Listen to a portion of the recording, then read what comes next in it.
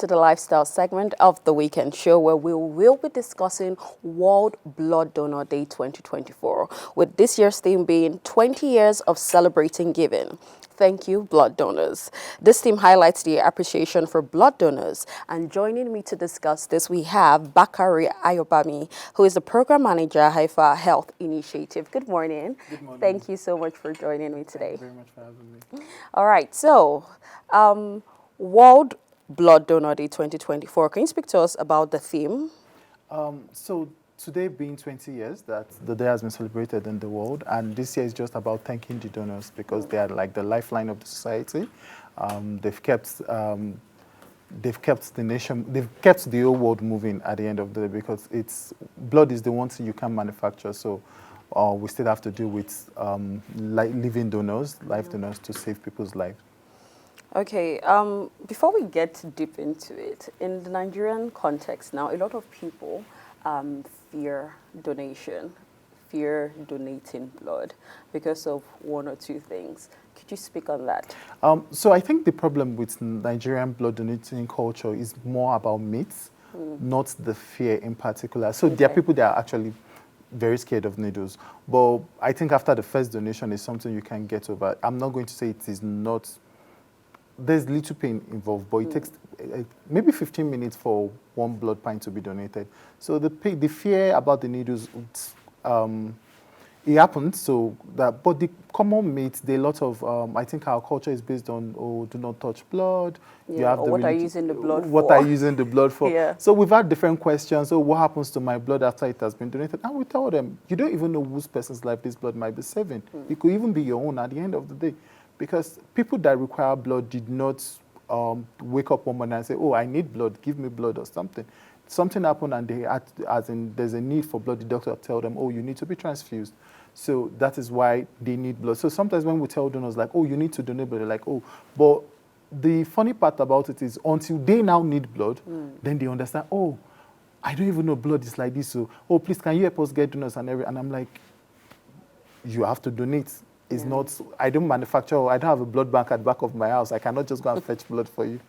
All right, so what significance does World Blood Donor Day hold this year? So for Nigeria, one of the things, so Nigeria has a blood deficit. So for our population, we need about 1.8 to 2 million units of blood. So but because of data and replacement donors, I think we barely get about 700,000 every year. So 1.8 to 2 million should be at any point in time. That's 1% of the population. But the total donation in the country hovers around between 500 to 700,000 units. So we need to thank these 700,000 people that donate blood. And we need to encourage other people to donate blood more. Because in a lot of situations, accident and emergency, maternal and child health, sometimes blood is the first line of treatment. Like people need to be transfused, and it needs to happen instantly. You cannot push it.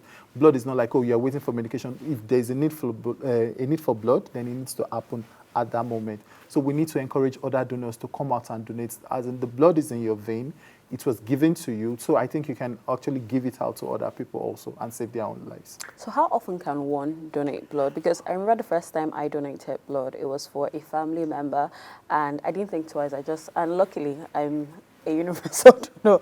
So and immediately after they needed another one, and I was like, no, you could have it, take from me. And they were like, no, we can't do that. So how often and why can't I donate as much as I want? Okay, so for male and female, it's different. So for males, you can donate 4 times in a year, so every 3 months. So, and that's, you get like 120 days. So for the red cells to mature, so that at least what you're giving to someone, it's quality blood. So for ladies, it's a bit different because of the menstrual cycle. So they donate once in every 4 months. So that gives you enough time for your blood to regenerate new red cells and for you to be in optimum health also after donating. Okay. All right. So how does blood donation now contribute to healthcare systems worldwide and here in our nation, Nigeria? The place of blood and the healthcare system cannot be overemphasized in the sense that so you have people that require blood, you have people living with sickle cell, you have cancer patients, you have people on dialysis, you have normal accident and trauma. So most times, blood is, for people living with sickle cell, blood is routine. It's part of their treatment. So like at least maybe a couple of, every 3 or 4 months, you are required to get like blood transfusion to help your red blood cell, at least so that they can live optimal life. So it has been, from research studies, with adequate blood supply, it can actually cut down maternal death in childbearing to like 80%, because people lose blood and those blood needs to be replaced. So it is something that is very, very important. We need our blood banks to be stocked. We need people to voluntarily donate so that it doesn't have to be, oh, when it's your family member alone that you are donating. And we need to, there's something we call non-remunerative donation. So that is one thing we're trying to encourage, because we've realized that like with non-remunerative donation, there's actually high quality of blood. Because when you pay for donation, and you know, people try to make money from everything. So you go to hospital A, you donate, you go to hospital B, you donate, and sometimes the blood starts to lose value. So what we're saying is, this blood has been given to you freely. You can save someone's life also with it. Okay. So what role does Haifa Health Initiative play in all of this?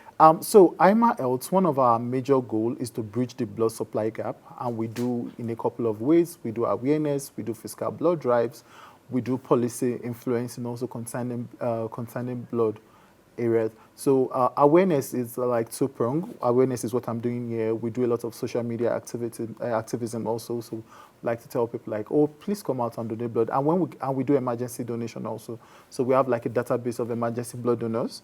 So when we get blood requests, and you can't imagine how many we get in a day, and we send out like, okay, please, if you're into so and so, please, if you're close by so and so, someone needs blood, you can go ahead and donate if you're willing to donate. So is there anything you guys are doing to mark World Blood Donor Day this year? So we've had like a series of activities this week. We've had webinars, Instagram lives. So, but today we're going to be having a blood drive in Abuja today. We had a couple in Lagos yesterday. Okay. So it's going to be, and this week is like two-pronged. There is World Sickle Cell Day also on the 19th. So we're doing like a series of blood drives all throughout the week. So you can check on IMA_Health on Instagram and see activities that are going. But for today, we're going to be at Sterling Bank Plaza, Muhammad Buhari Way. That's where we're having the blood drive for today. What time does that start? It starts by 10. Okay, all right. You may see me there. I enjoy giving blood because particularly on social media, I see almost every other day people looking for donors. They'll just be posting, if you're O positive, if you're AB, just donate. So I actually agree with you that there should be, a large stock for emergencies like you've mentioned. All right, so how can individuals create awareness on their own also? Because we can't always wait for people like you every time. We also have a part to play in it. So I think for blood, it's just to have that mindset, like you're donating blood, you're saving someone's life. That's what should be. So for me as a donor, what is at the back of my mind is, this is someone's life I'm saving. It could be my own tomorrow. Because people are like, oh, I don't like needles, I'm scared of needles. But when you put them in that situation, then the scare for needles is no longer there. Maybe if it's a child, if it's a friend or something. Yeah. So I think when you think about every other person that requires blood as probably your child, your friend, and you wonder what would happen in that situation if they don't get the blood.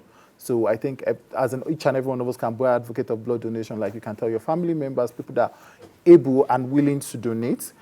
For people that can't donate, you can encourage other people to donate also and tell them why blood is important. Are there any health benefits of donation? Yes, there are quite a lot. Okay. But the first one is it helps your circulatory system because it rejuvenates your cells, it helps your heartbeat, you get to take out, your body is stimulated into producing new red cells. And so, but there's this one we don't like to talk about because so that people don't take it the wrong way. When you donate blood, I think you give up to between 300 to 500 calories. So, but we don't encourage blood donation as a form of weight loss. That would be very drastic. Yes. Yeah. So, but like there's the same way there's benefit for the person receiving the transition, there's benefit for the person donating the blood also. Okay. So, Looking ahead now, what are the key trends or development expected in blood donation practices and policies, in the coming years? Okay, so presently in Nigeria, we do a lot of whole blood transfusion, and so that is a bit of wastage. Like in developed countries, they do components transfusion. So you have bloods are separated into like 3 components. You have the frozen plasma. FFP is called the fresh frozen plasma. You have the red cells. So not aside from maybe accidents and trauma, not everybody needs whole blood. So for people living with sickle cell, they can do with red cells only. Like that is okay. So with 1 pint of blood, you can actually save 3 lives when you separate them into components. So that is what we're advocating for in Nigeria. Like we need to start doing component transfusion, not whole blood transfusion. All right, so before we go, do you have any message to leave to our viewers concerning blood donation? So my message this year is to all our donors out there. We are grateful. Thank you very much for all you've been doing. And to new and intending donors, we encourage you to try it out. It is not as painful as it is assumed to be. And at the end of the day, you might actually be saving your own life. Please come out and save someone's life today. All right, thank you so much, Bakare. I learned a lot, particularly that 1 pint of blood could save 3 people if separated. So that's something I'll take.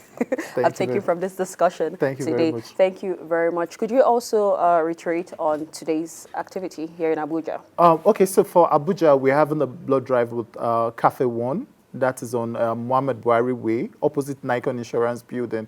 So you can just walk and ask anybody at the gate that you want to donate blood. All right. Okay, thank you so much.